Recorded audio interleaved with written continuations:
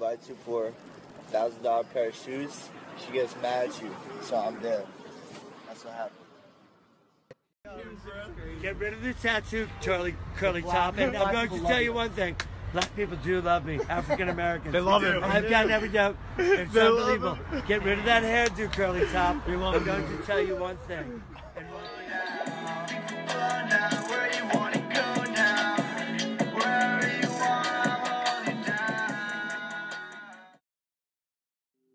Hey, what's going on, guys? Sadly, I don't have a lot of time today. I just got out of work and I had to go pick up my kid and I had to run a bunch of errands. But I really wanted to do a video while this thought is sitting heavy in my mind and heavy in my heart. Just like certain musicians, that whenever they make music, it's almost like they take the cord to the microphone and plug it right into their chest instead of plugging it into an electronic device. That's kind of how I feel right in this moment.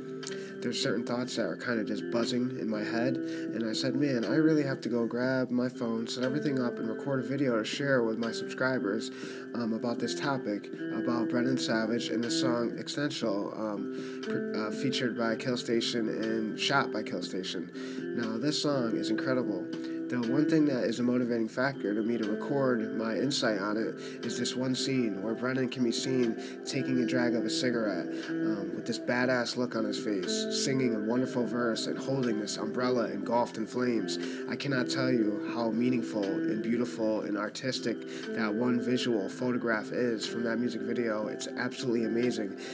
These are the kind of shots, and I want you guys to listen to this because it's very important. These are the kind of shots and visuals that an artist would pay racks and racks for to have featured and filmed in their music video. These are some of the most important visuals that you can really get across to your audience and really have an impact on the viewer. It's shots like this that create a timeless effect. I think Brennan is just so original. Now, I do have to get to the good side and the bad side. And by what I mean by that is, you understand what I'm going to say right now. There's a lot of people that call him a rip-off of Peep. There's a lot of people who think that he's kind of like a clone of Peep. Now, I can understand that, because if you listen to Peep's Pineapple Soda, and then you listen to Brennan's Look At Me Now really is just a faster tempo version of Pineapple Soda. But I will say this. You guys got to understand that these two shared an apartment together. When Peep first moved out to LA from Long Island, Brennan was one of the first guys he met and made music with. So there's a lot of similarities in their artistic and musical background. So a lot of the melodies and formulas that these guys have as a base and a foundation for their music making was created together around the same timeline. But I will say, those songs are very similar. Now, whether I'm not going to sit here and say, you know, on record that Brennan ripped off Peep, but there's definitely some melody references, and there's definitely some borrowed time on Gus's watch for Look At Me Now. The similarities are undeniable and unparalleled. But anyways, I will say that I do also agree with the people who say, well, if you call Brennan a rip-off of Peep, you're a fucking retard, you're an idiot. I will agree with those people too, because I can understand people coming in defense for Brennan because he's very original and he has definitely a level of authenticity to his music. So for people that say he sounds like himself, I can agree with that aspect as well. There's definitely an undeniable element of originality. But for me, I feel like I really can't embrace him the way I should, and I feel like I really can't wrap my hands around his art the way a lot of you guys do, because I just have this subconscious wall in my head that stops me from embracing him, because I kind of see like this symbolic referencing to Peep in this clone-like matter. Now, I don't mean that in any kind of negative or disrespectful way. I mean it as positive as I can say it. It's almost like I said, almost like a self-conscious thought that stops me from embracing him like I should. I want to love his music and I want to listen to it every day, but there's just something about him that just, I don't know, I just see so much of Peep or a version of Peep. It just keeps me a little guarded from really absorbing him the way I should. I don't know if you guys can understand that. It probably doesn't come off too well, but I mean well when I say it. But I just think this is a guy who it's really unfair that he doesn't get the funding that he should have for his amount of talent. You see a lot of assholes and undeserving idiots in the music industry who have no talent, but yet you see their face everywhere and you hear their music on every station, and that's because they have the backing of a billion-dollar company who's funding them with advertisements and media and marketing campaigns.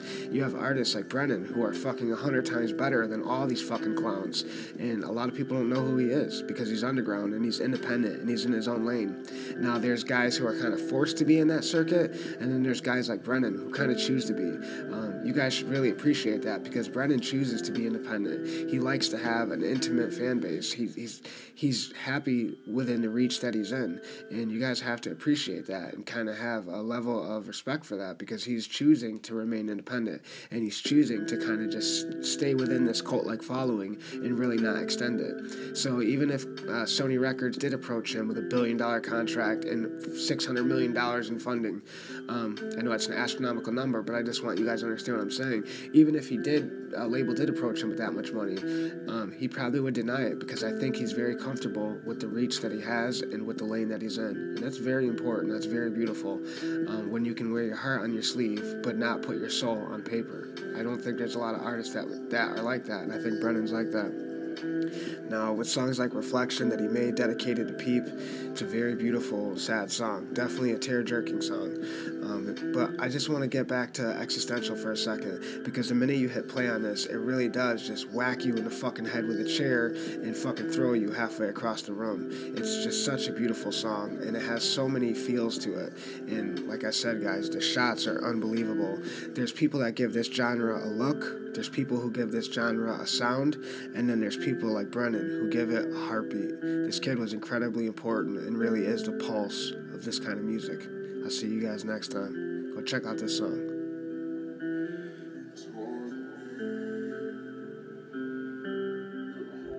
We're all visiting, like, I mean, from here, people are visiting. It's right, yeah, it's just like, we'll just find a dive bar at 6 p.m. We only have one conversation, That was supposed to. That's not about me. Keep in mind, never set out perfect. Even when I'm dead in your head, I'm